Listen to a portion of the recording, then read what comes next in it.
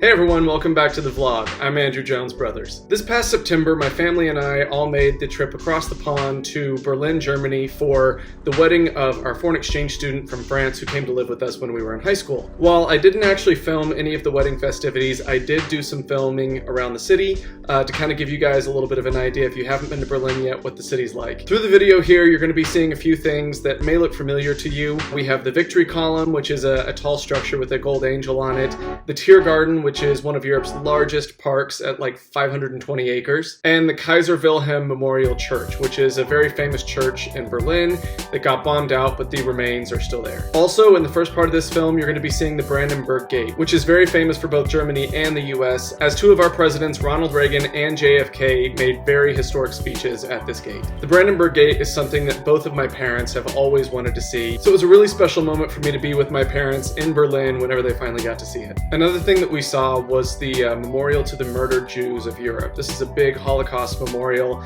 It spans close to 5 acres. I think it's like 4.7 acres. And each monument is nearly 8 feet long, and they span heights from 7.9 inches all the way up to 15.5 feet. The whole premise of the memorial is to help you experience the confusion and the fear and the panic going through this labyrinth of all these stone monoliths, to try and help you understand what it must have been like to be so afraid and alone and confused in Germany and all of Europe for that matter during the Holocaust.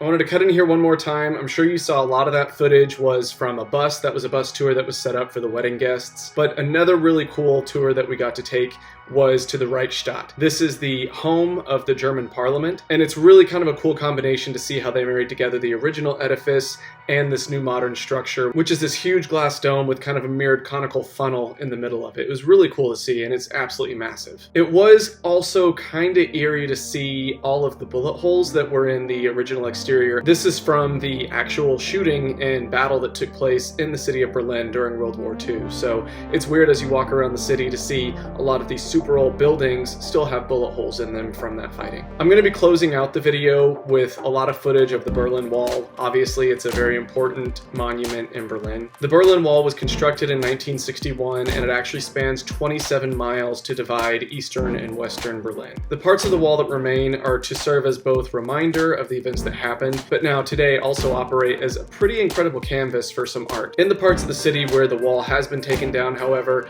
as a memorial to never forget what took took place there. There's a thin piece of brick that cuts throughout the city. I think you actually saw it earlier in the video. Berlin is a gorgeous city. It was actually my second time to be there, but the first time I was just kind of passing through on trains. This is the first time I really got to take some time and experience the city. But while it is a really beautiful city, it's also kind of strange because a lot of times you'll be walking through the city and just think, oh, this is gorgeous, this is a great cosmopolitan European city, and then you'll turn a corner and there will be a monument or a placard or that brick line that you're suddenly staring at on the street, and you suddenly remember everything that took place in that city. So I'm closing this video with quite a bit of footage of the wall to try to give you some idea of truly how expansive this thing was. And while this is only one portion of the wall, I hope that it gives you some idea of what it must have been like to be on one side of the wall and see the city. Maybe your family was even trapped on the other side whenever the wall went up, and not being able to get over there or to reach your family. At the Holocaust monument that we went to, there was a line that was really impactful on the wall. It said,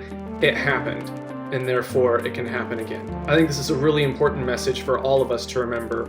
World War II, the Berlin Wall, the Holocaust, these aren't just historic events that you read about in a book. These are actually things that happened that impacted millions of people's lives. They happened, and if we aren't careful, they can happen again.